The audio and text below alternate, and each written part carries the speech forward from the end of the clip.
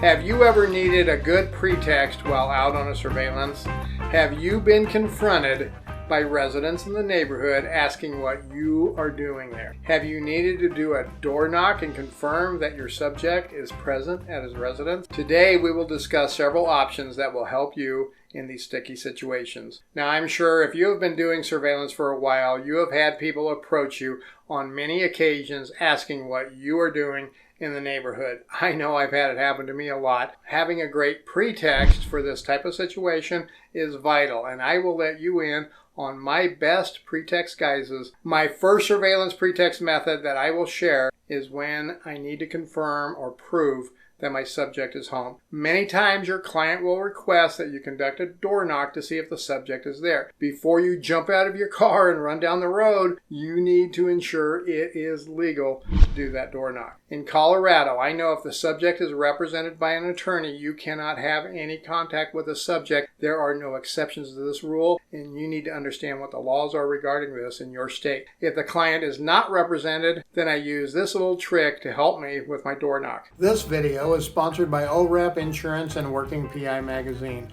OREP is a leading provider of private investigator liability insurance. Visit orep.org for a quote today. I get a photo of a cute little puppy.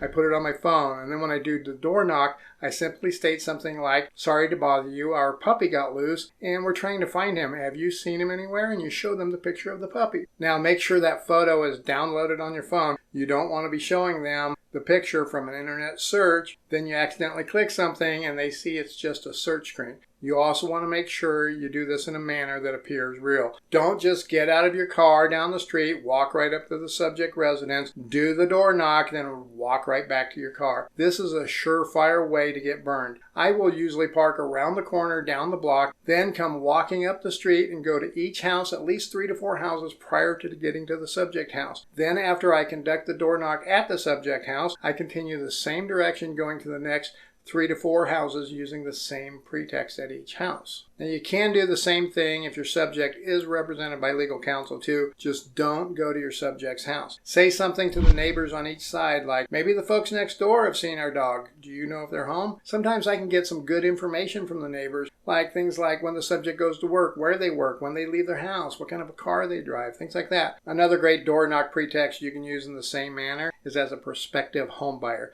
This works great if there's a house in the neighborhood for sale. You can grab a brochure out of one of those little realtor boxes and you go door to door asking people about the neighbors, the neighborhoods, the schools, things like that. Now let's explore those times when you just can't sit in a neighborhood and hide in your car. There are many reasons this might happen, like you roll into the neighborhood in the middle of the afternoon, or you just got back from following your subject and there are people outside in the neighborhood. This is not the time to throw up your sunscreen and your blackouts and hop in the back seat. For the nosy neighbor pretext, I make sure I always have some papers with me, usually the cover sheet for my surveillance. It's turned upside down on the passenger seat of my car. Then if a neighbor approaches me, I simply state, "I'm a process server. I have some papers right here and I'm waiting for somebody down the street." That almost always satisfies them. And if you have to come back the next day or a few days later and they see you, they know, or at least they think they know, why you're there. I had a case one time where I used this when an elderly lady came to see why I kept parking in front of her house. On my second day sitting in my car during that hot summer,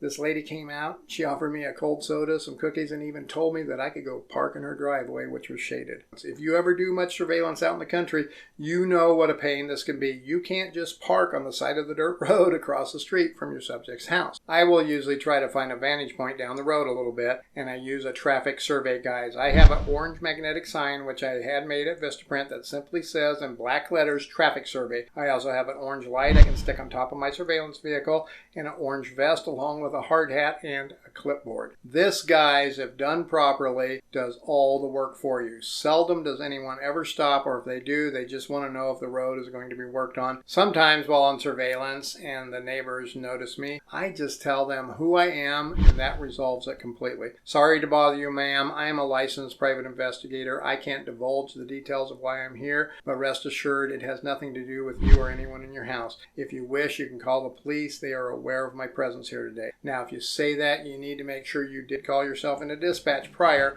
or do so immediately after the neighbors leave just in case. Now, I'm sure you have probably had some great pretexts that you have used. Go down below in the comments. Let us know what they are.